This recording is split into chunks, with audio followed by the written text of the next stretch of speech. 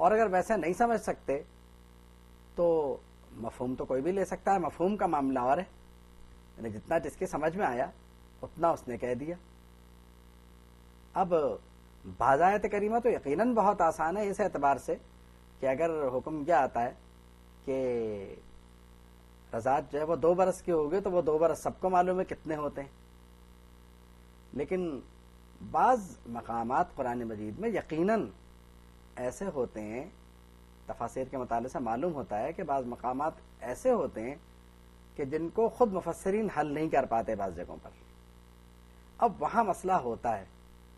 تو جہاں ہم سے بڑوں کی عقل نے کام نہیں کیا وہاں ایک دم سے ہماری عقل کام کر جائے، یہ بھی بڑا مشکل کام ہے۔ آپ یہ دیکھیے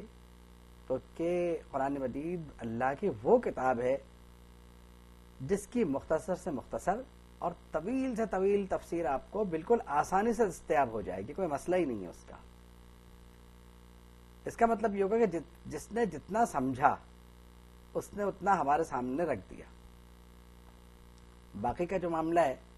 یا اس پر جو غور کرنا ہے وہ ہمیں کرنا ہے۔ اور عام طور پر قرآن مجید کے فہم میں 4-5 چیزوں کا خیال رکھنا تو بہت ضروری ہے، جو بہت ایک سطحی سا معاملہ ہے۔ یعنی اگر ہم سمجھنا چاہیں کہ قرآن مجید کو سمجھنے کے لیے ہمیں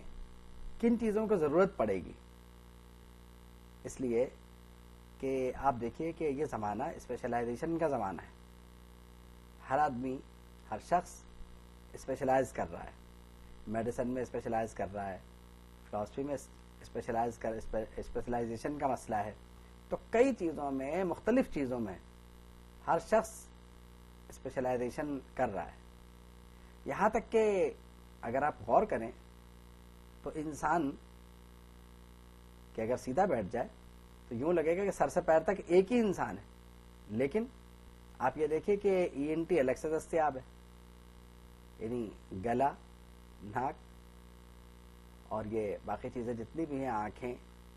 پوری باڈی جو ہے اس کی الگ الگ اسٹڈی کی جا رہی ہے، ایک پورے انسان کی اسٹڈی کوئی نہیں کر سکتا۔ یہ تو بڑی سیدھی سی بات ہے، ایک انسان آپ کے سامنے ہے، آپ میڈیسن میں کوالیفائڈ ہیں تو آپ کو چاہیے جہاں سے چاہیں آپریشن کر دیں، کوئی مسئلہ ہی نہیں، لیکن پتہ چلا کہ نہیں، ہارٹ اسپیشلسٹ الگ ہے اور کہیں اور کا معاملہ ہو تو وہ الگ ہے، آنکھ ناک کان کا جو اسپیشلسٹ ہے وہ الگ ہے، گلے کا جو اسپیشلسٹ ہے وہ علیحدہ ہے۔ تو مطلب اسپیشلائزیشن کے اس دور میں انسانی باڈی سب سے بڑی اگزامپل ہے، انسان سب سے آسان اور سب سے مشکل شے ہے سمجھنے کے معاملے میں۔ تو آپ جائیے تو ایک ہی ہاسپٹل میں آپ جائیے کہ میری طبیعت خراب ہے، مجھے دیکھ لیں، تو جس ڈاکٹر کے پاس آپ گئے ہیں اگر وہ اس فیلڈ کا نہیں ہے تو آپ کو یہ کہہ کے بھیج دے گا کہ میں اس فیلڈ کا نہیں ہوں، یہ آپ جو ہے وہ فلاں وارڈ میں چلے جائیے یا فلاں روم میں چلے جائیے۔ کیوں؟ ایک انسان کو علاج کرنا ہے تو بس وہ اٹھائے اور دوا لکھ دے اسے، دوسرے کا محتاج کیوں ہے وہ؟ اور پھر بھی زندگی بھر وہ اس بات کا دعویٰ نہیں کر سکتا کہ وہ چونکہ اسپیشلسٹ ہے لہذا جو کچھ وہ کہے گا حرف اخیر ہے۔ بعض اوقات یہ ہوتا ہے کہ بعض کیسز میں 4-4 5-5 اسپیشلسٹ مل کے بیٹھتے ہیں اور وہ بورڈ ڈیسائیڈ کرتا ہے کہ اس کا کرنا کیا ہے۔ یہ تو ہے حضرت انسان کا حال، اب اس میں پڑھے لکھے کا اور جاہل کا مسئلہ نہیں ہے، کیونکہ دونوں کی بیماریاں ایک ہی ہوتی ہیں۔ جب وہ 5 اسپیشلسٹ بیٹھیں گے، ایک جب بیٹھے گا تو وہ یہ نہیں پوچھے گا کہ مریض کی کوالیفیکیشن کیا ہے، کیونکہ اس کو تو اس کی باڈی کا مسئلہ ڈیسائیڈ کرنا ہے، اسے یہ نہیں ڈیسائیڈ کرنا ہے کہ اس کی کوالیفیکیشن کتنی ہے۔ اب اس کے مقابلے میں اگر آپ قرآن مجید پہ آ جائیں تو دعویٰ تو ہمارا یہ ہے کہ ہم میں سے ہر ایک جو ہے وہ قرآن مجید کو سمجھتا ہے،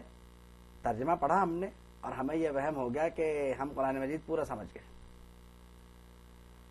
اب چونکہ پورا سمجھ گئے ہیں اس لیے فتویٰ دینے کا حق اور اختیار کے ہمارے ہی پاس موجود ہے، جو ہم چاہیں گے وہ کریں گے۔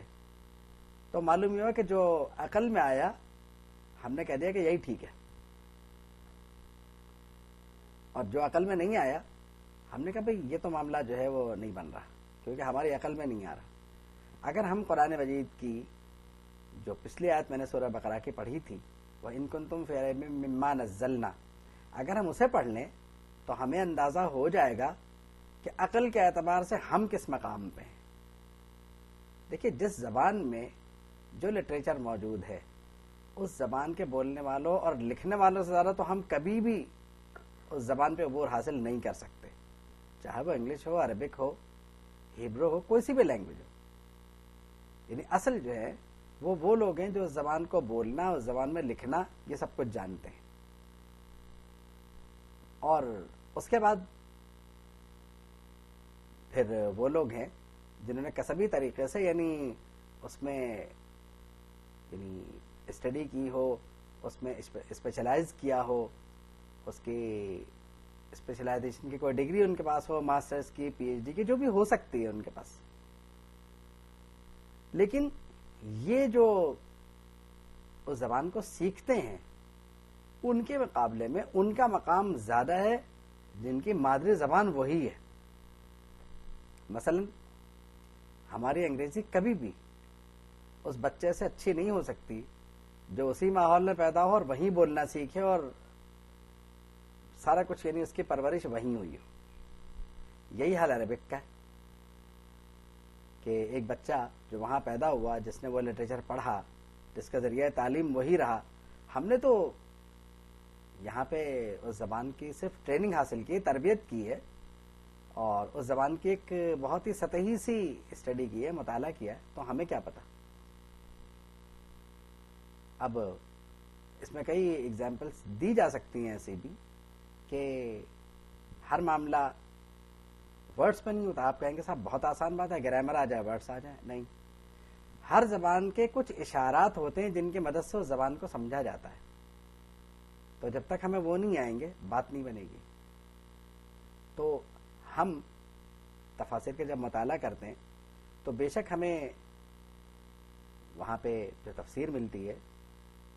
وہ ورڈز کے حساب سے ہی ملتی ہے، اور بھی اس میں کئی چیزوں کا خیال رکھا جاتا ہے، لیکن